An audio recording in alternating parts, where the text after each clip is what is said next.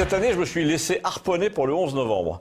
Comme j'étais là, j'ai pas pu faire autrement, d'autant plus qu'on m'avait demandé, en tant que spécialiste des discours, de faire passer, je cite, des idées aux maires pour que ça sorte un peu, je cite encore, du truc habituel.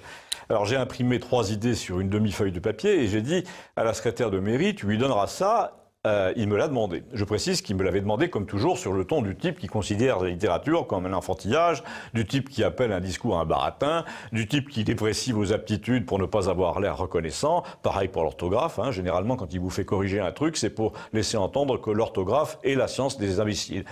Il y a même eu des moments où je lui ai dit, puisque ça n'a aucune importance, je me demande pourquoi tu n'envoies pas cette lettre au préfet dans son état actuel, histoire de bien passer pour un con une fois pour toutes. Donc j'ai aligné 3 idées sur le fait que le village avait perdu 60 personnes pendant la guerre de 14, soit à peu près en 4 ans le 5e de sa population, et j'ai évoqué l'importance de ces célébrations, même s'il n'y avait plus de survivants, et j'ai rappelé que lorsque nous avions 20 ans, 3 ou 4 de ces malheureux soldats qu'on avait arrachés à leurs femmes avaient combattu dans le nord de l'Italie à Caporetto. Ils participaient à cette cérémonie annuelle couverte de médailles.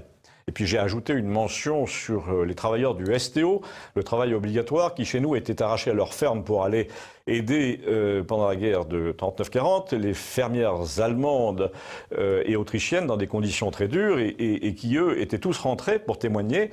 Je me suis retenu pour éviter de raconter une anecdote un peu hors sujet, mais j'en profite pour vous la raconter à vous. C'est que l'un de ces vieux du STO, qui n'avait pas de voiture, un certain Hilaire, qui avait une barbe pointue comme Henri IV, me demandait parfois, il y a 30 ans, de l'emmener au marché de la Cône.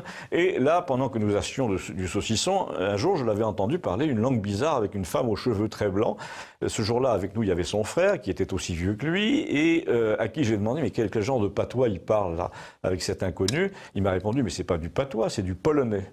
Hein, quoi? Hilaire parlait le polonais? Ben oui, il avait été ouvrier agricole pendant la guerre dans la région de Zielona Góra, je me souviens, pas très loin de la frontière allemande, avec 2 autres types de sa région.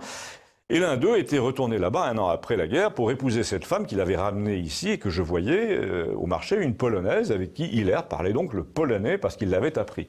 Mais je vous parlerai d'Hilaire demain à propos d'une autre anecdote. Là, il s'agit du discours du maire qui n'a tenu évidemment aucun compte de ce que j'avais suggéré. Le maire s'est embarqué sur 2 ou 3 thèmes différents. Le premier, c'était lui-même, son enfance, ses souvenirs de célébration du 11 novembre, son arrière-grand-père qui avait été poilu. Il a commencé en disant « je me souviens d'une photo ». Et là, on était parti dans le discours typique du pervers narcissique pour qui un événement national est avant tout le moyen de se souvenir de lui-même, de son propre passé. C'est tout juste, il ne nous a pas dit la couleur de son premier vélo.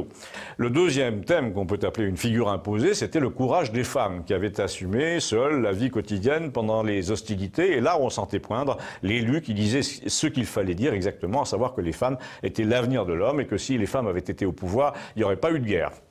Alors je sais, c'est un peu grossier, mais apparemment c'est le truc qu'il faut dire pour plaire aux gens du conseil régional, général, etc. Il y a une sorte d'obligation désormais à dire que les femmes ne sont pas agressives, ne font pas la guerre, etc.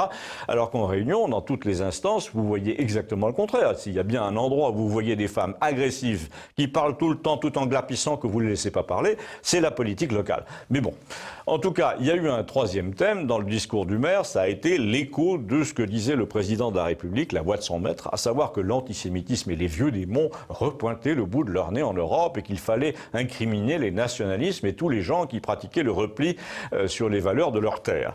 Alors les bras nous en sont tombés quand même un peu parce que le maire était justement en temps ordinaire parmi ceux qui disaient « ici c'est chez nous, on fait ce qu'on veut, c'est chez nous ». En plus, on ne sait pas d'où est venue cette mention de l'antisémitisme dans une région où la question ne s'est jamais posée.